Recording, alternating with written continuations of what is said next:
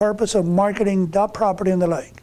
The reason it was $5,000 is because I knew at the time that the MLS was not really moving properties, so I had to use unique ways of promoting the property. So I literally had to hire somebody to go to all these ice houses and all of these properties on the lake where people congregated to drop flyers, to basically promote this property through magazines in the area. It's unconventional, right? When the market is good, everything is good because most people sell their homes through the MLS. But when the market's slow, you have to get very creative. Sometimes you have to go to homeowners association meetings and things like that to meet people that may help you in the process. But that will be in the marketing plan, right? Yes. When you do the listing. Right. So that was part of my initial promise, that I was going to do more than the average real estate agent in the area would. So Raul, so you said the rebate was $5,000, so that means that you gave her back the $5,000 at closing on the purchase transaction, which was the second transaction. No, I'm sorry, I confused you. Where did you get the $5,000 for? The $5,000 that I mentioned was for marketing expenses. That was mine ahead of everything. I received $5,000, and now I have $5,000 to spend in the marketing of the lake property. Okay. So what are you rebating now? Like, what are you rebating back? Oh. In this case, I didn't rebate anything. Okay. You just gave her a discount on the. I just gave him a break on the sale. I did get the 3% on it. And get this, very quickly. So this person buys a house in the Woodlands. She is in China at the time, right? I feel a little bit uncomfortable about that because she never saw the property, right? So she buys the property, which is very close to her friend's house around the corner. We closed on the property. She arrives a week later. She comes. She doesn't tell me she's here. She picks up the phone and she calls me and she says, Raul, there is a house for sale around the corner from my house. And I said, yes. He says, it just came on the market. It's amazing how much you know these days, right? So I said, yes, I know that. He says, it's across the street from my friend's house. And I said, yes. And I'm thinking, okay, something bad is going to happen. And she says, I want to see it. And I went, wait, your house is around the corner. She says, it doesn't matter, it's a long story. So I said, I'll be right there. 20 minutes later, I'm showing the house. She tells me, I want to buy it. I says, are you going to live in two houses? No, I says, I want to sell the other one. I like this one better. And I said, I'm all in, right? I'm all in. So sometimes crazy things happen. The main thing is that we don't work for free, right? We don't work for free. You provide valuable service.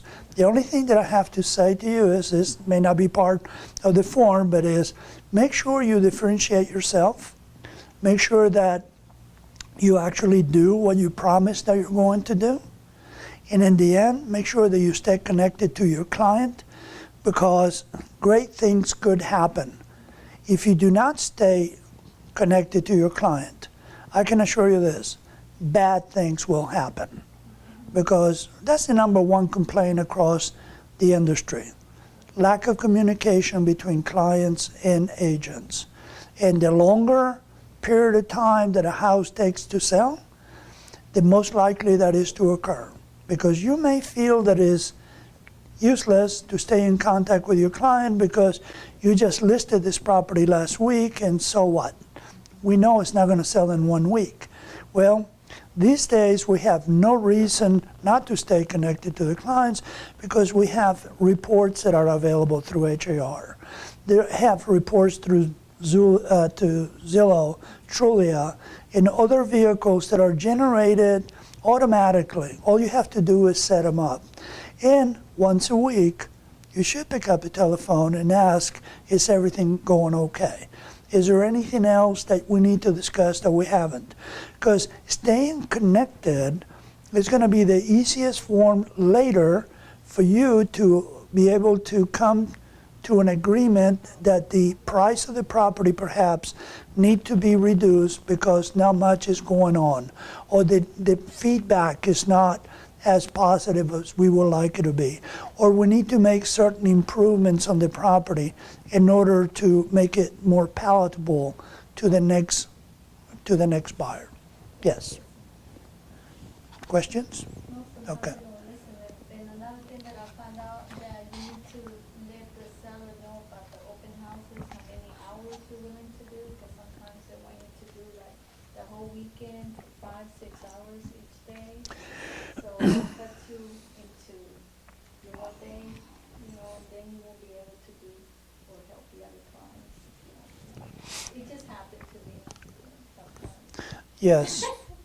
Yeah, and it is frustrating. I would say be very clear as to what you're willing to offer, and be very clear as to what your limitations are. Open houses these days are good simply because it gives you opportunity to meet other buyers. But committing to do an open house every weekend, in my opinion, is over the top. You have to set realistic expectations from the get-go. Now, regarding commissions, this is an area that we should not overlook. If you would, take a look and read, this may be the first and only time that you may read this in a long time, as to when the compensation is actually earned. And you have 3 items that are enumerated on there. Number 1, the seller sells, exchanges, options, agrees to sell, agrees to exchange or agrees to option the property to anyone at any price on any terms.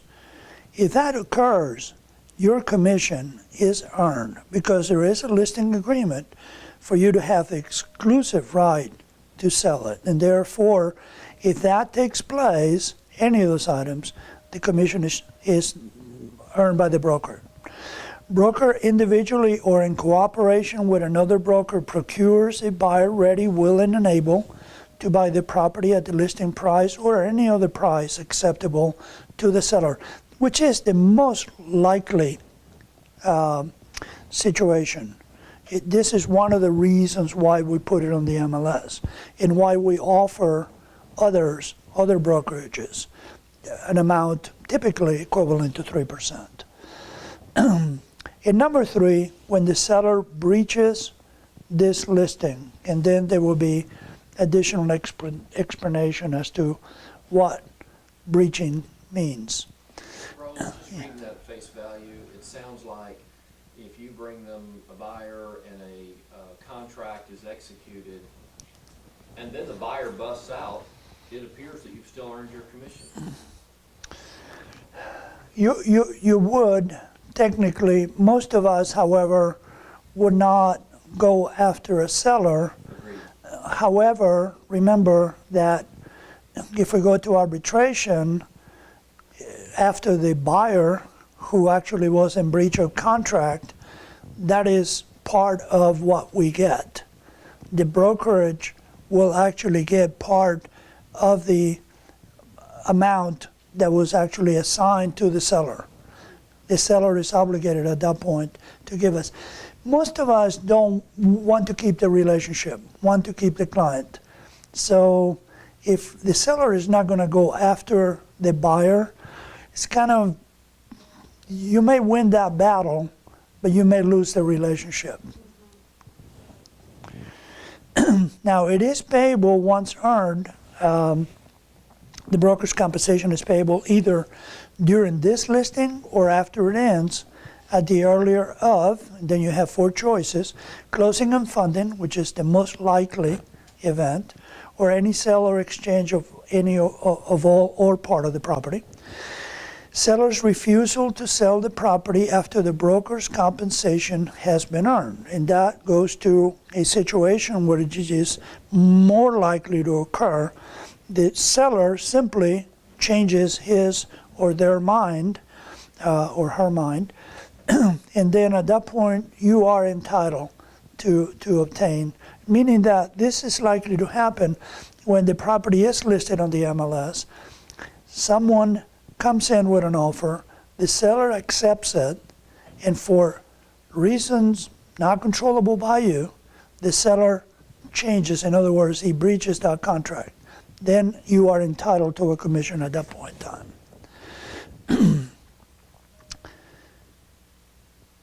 Okay, the broker's compensation is not payable if a sale of a property does not close or fund as a result of seller's failure or without the fault of the seller to deliver to a buyer a deed or a title policy as required by the contract to sell, loss of ownership due to foreclosure or other legal proceedings, the seller's failure to restore the property as a result of casualty loss or to its previous condition by the closing date set forth in a contract for sale of the property. Any questions on that? I think that's pretty straightforward.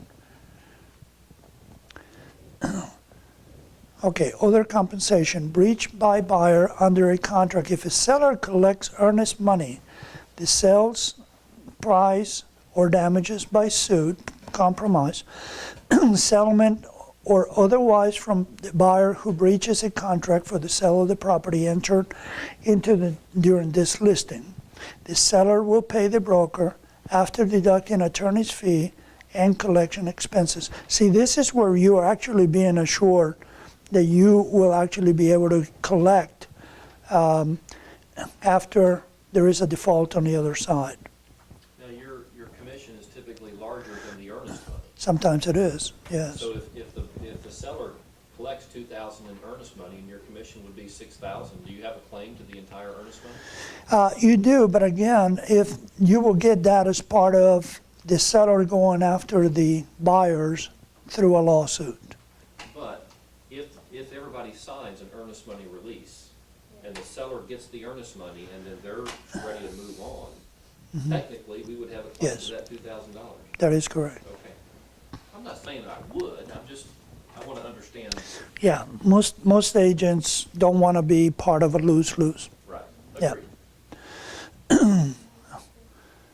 Okay, service providers. If a broker refers sellers or a prospective buyer to a service provider, for example, mover, buyer company, telecommunications provider, the broker may receive a fee from the service provided by the referral. Any referral fee the broker receives under this paragraph is in addition to any compensation broker may receive under this listing. Typically, we don't have this in this office. There is a disclosure form that we have available pertaining to home warranty companies, or as we like to call them because of track, residential maintenance agreements. We cannot call them home warranties. And that very... And Raul, that's a required form in this office, isn't It it? is a required form, and the reason that form is required is because if you recall from the 1-to-4 family contract, in the promulgated form, there is a space available for residential maintenance contracts. And we ask all the parties, including the cooperating broker, to acknowledge that there may be separate agreements that may favor the brokerage as a result of utilizing these services.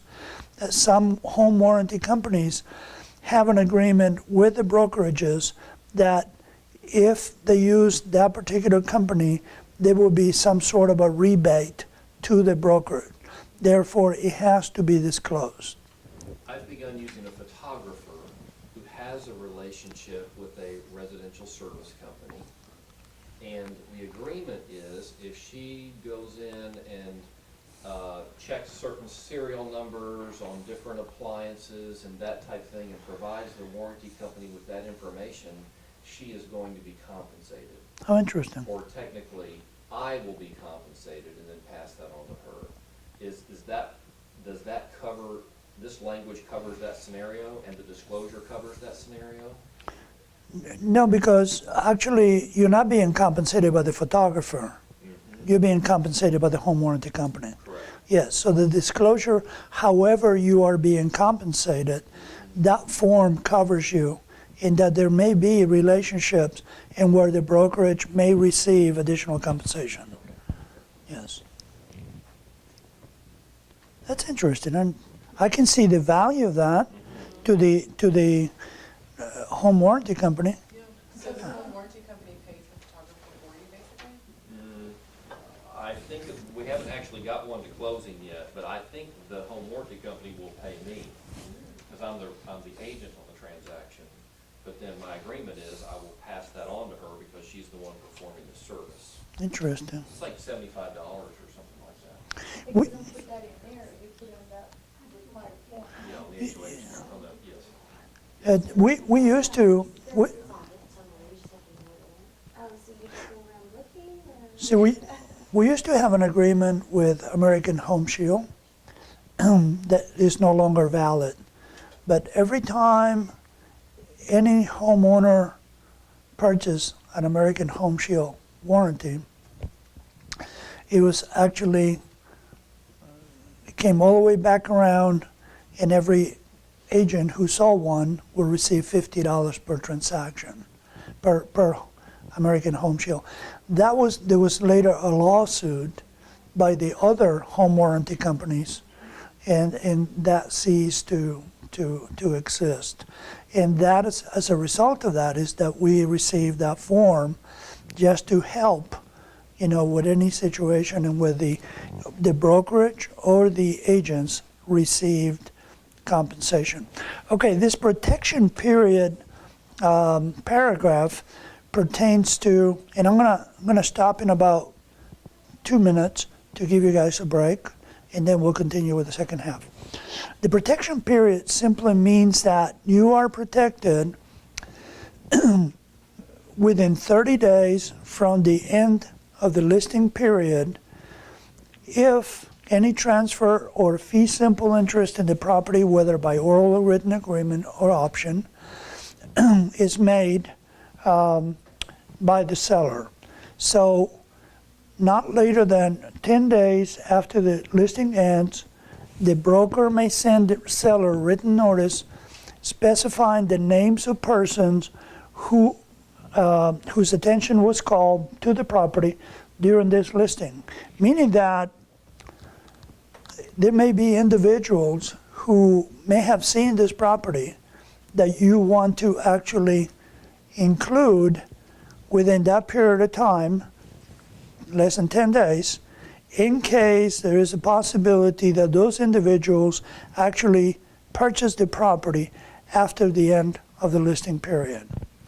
So if the seller agrees to sell the property during the protection period to a person named in the notice or to a relative of a person named in the notice, the seller will pay the broker upon the closing of the sale the amount broker would have been entitled to receive if the listing was still in effect.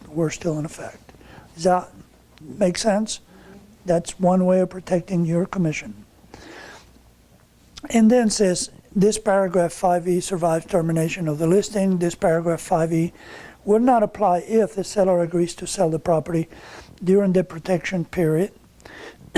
The property is exclusively listed by another broker who is a member of the TAR at the time of the sale is negotiated, and the seller is obligated to pay the other broker a fee for the sale. Okay, typically when you collect fees, it's going to be either in the same county that you're operating or in a nearby county. Most of our transactions will either take place in Montgomery County or Harris County, so take your pick. And I'm going to stop at G here.